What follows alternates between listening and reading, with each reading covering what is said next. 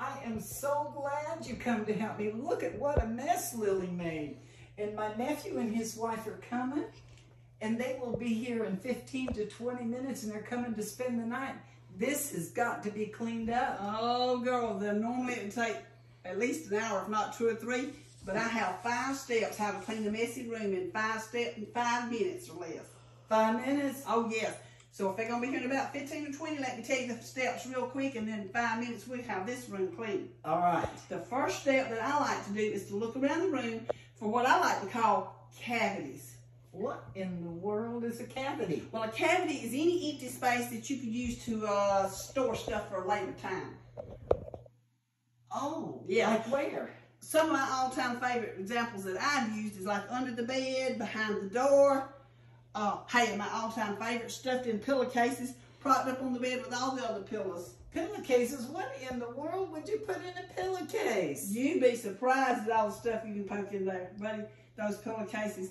But let me go ahead and warn you, if you're not careful and you leave something sticking out from under the bed, poking out, then you're going to be embarrassed when your guests see it. So you got to be careful with that. All right, gotcha. Second step is to tackle these clothes, do something with these clothes. So we're going to just grab all the clothes, and we're not going to take time to hang them, fold them. We're just going to toss them right over there in the dirty clothes hamper with all the other dirty clothes.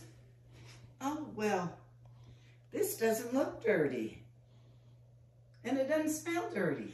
Don't be concerned if the clothes don't look or smell dirty. Doesn't it make sense that if you couldn't even let your guests come spend the night in this room till it's clean, then doesn't it make sense that just the fact the clothes are lying around in this room means they're dirty? So we're going to toss them all in the dirty clothes. And there it goes. All right, Superwoman. So you said there were more steps. Yep. You said there were 5. So what's the next step? Okay, well, the third step is to look around the room and try to find all the odd-shaped items that won't fit under the bed or in the pillowcases. You know, like probably that mirror over there, yes, and maybe this toy, just things like that. And if we tried to find the perfect place for all that, it'd take too long. So probably what we need to do on that is to, I know, don't you have a covered back porch?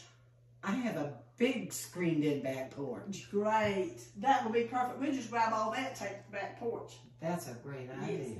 And the fourth step is to tackle the closet. Oh, no, don't touch that closet. Well, while we can't actually throw things in there to hide it, because let's face it, that's probably the first place your guests will look to try to hang some of their stuff. However, there's no reason the clothes themselves in there can't be storage containers. Clothes? Yes. Storage containers? Do you have some cargo pants hanging in there with pockets? Doesn't everybody have cargo pants in their closet? That would be perfect to put all these dominoes and cards laying around that you don't know where the box is. That'd be perfect. Hey, and what about all those winter coats and jackets, hoodies that you haven't needed in months? Right. That would be the perfect storage for all these shoes that you've accumulated. Before you know it, the very clothes in your closet, they themselves will be some of the best storage drawers and bins you've ever had. I'm going to be using that. Oh, yes. And the fifth and final step then is to thoroughly dust. Because not only does a guest like to see a clean floor, they like shiny surfaces. So for this, you're going to need a long sleeve t-shirt. Oh, I got plenty of those in my closet. Oh, probably not just your closet, probably lying around here everywhere.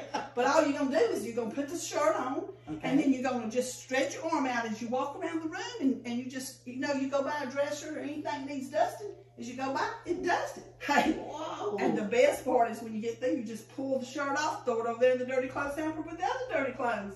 Well, Normie, I had no idea you were so knowledgeable about things like this. Have you got any more? No. Oh, girl, I got lots of tips. I love to do handy-dandy tips about lots of different things. Hey, just wait till you hear the 3 steps I have how to make the perfect iced coffee using nylon hose for the coffee filter and empty ink pen cases for the straws. No way. Oh, yeah. Or, hey, how about I've got 5 steps how to save money by making your own purse out of a Folgers coffee can and rubber tart straps and some lace. Then you can make a designer purses that would rival any of some of them you pay an arm and a leg for, in other words. Like a Louis Vuitton? Oh yeah, something like that for sure. Hey, and one of my favorite, I've got 3 steps, and me using them like this one because we love to eat. Oh yeah, that's for sure. I can give you 3 steps for a savory alternative to your traditional sweet banana pudding, and where you're using mayonnaise instead of the pudding, and saltine crackers instead of vanilla wafers. Oh no!